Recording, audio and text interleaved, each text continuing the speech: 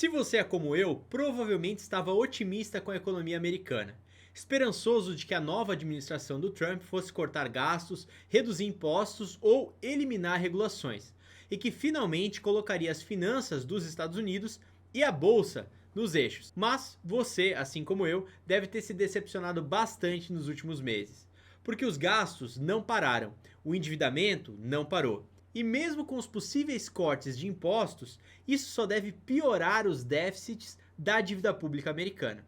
Mas isso não quer dizer que essa administração não tenha um plano para lidar com o colapso financeiro que está batendo a porta dos Estados Unidos.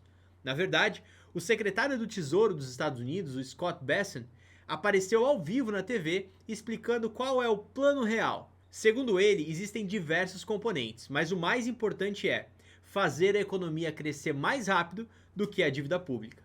Ele mesmo herdou um déficit de 6,7% do PIB, o maior déficit já visto em tempos de paz ou fora de recessão, e está tentando conter os gastos e principalmente aumentar a arrecadação via crescimento econômico. O objetivo é simples: estabilizar a relação dívida-PIB, que é o número que ele mesmo diz ser o mais importante. Basicamente, eles querem crescer para sair da dívida. Mas como isso funciona na prática? Existem 4 formas de um país lidar com a sua dívida. Primeiro, através da inflação. Segundo, austeridade fiscal. Terceiro, dando um calote, um default na dívida. Ou quarto, crescimento.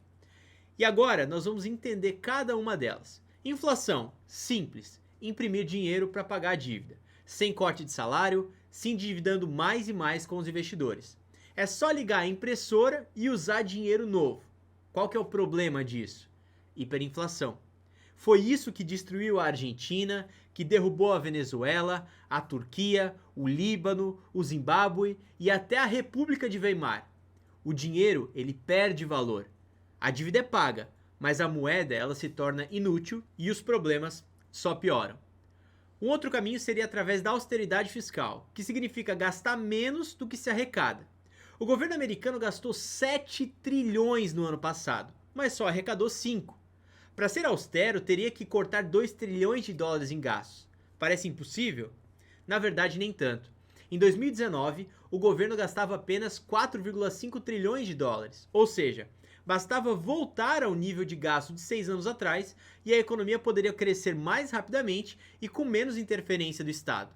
Mas para isso acontecer, ela precisa de vontade política. É preciso coragem para cortar gastos, e isso a gente sabe como funciona, afinal nós somos brasileiros. Bom, como seria o default, o calote? O governo simplesmente decide não pagar a dívida. Uma solução rápida? Sim, mas ninguém mais empresta dinheiro para o país depois. Então é o fim da confiança internacional e pior, seria o fim do poder político de quem estiver no comando do país. Por isso, essa opção nunca vai ser levada a sério. Sobra então o plano atual: crescimento.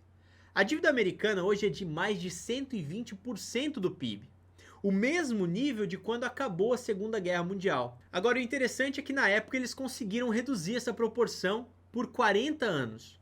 Como? Uma explosão econômica dos Estados Unidos. Mais gente trabalhando, mais produção e mais consumo.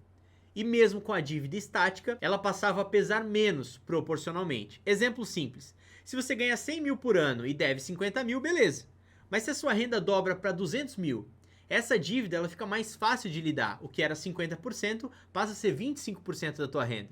E é isso que o governo quer: fazer a economia crescer para que a dívida pareça menor.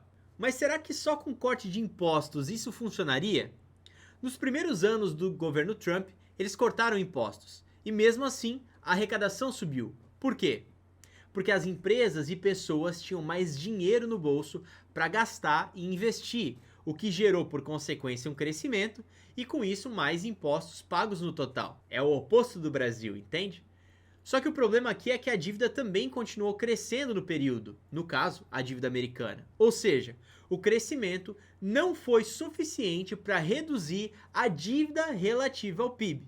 Então, dessa vez vai precisar de muito mais do que alguns cortes de impostos para alavancar a economia. Vai precisar de desregulamentação massiva. Porque não é só o imposto que pesa, são as leis, as regras, os entraves que impedem inovação, competição e progresso. O Estado não é motor de crescimento, nunca foi. Nós sabemos, o Estado ele só atrasa. A verdade é que os seres humanos são máquinas de criar valor, desde que não estejam acorrentados por um sistema engessado. E de sistema engessado, nós brasileiros entendemos bem. E toda vez que o governo interfere, portanto, ele muda o comportamento das pessoas. Faz elas tomarem decisões que não tomariam se elas fossem livres. E isso, evidentemente, atrasa a produtividade, diminui o crescimento e afunda a economia no médio e no longo prazo. Mas agora você sabe o pior?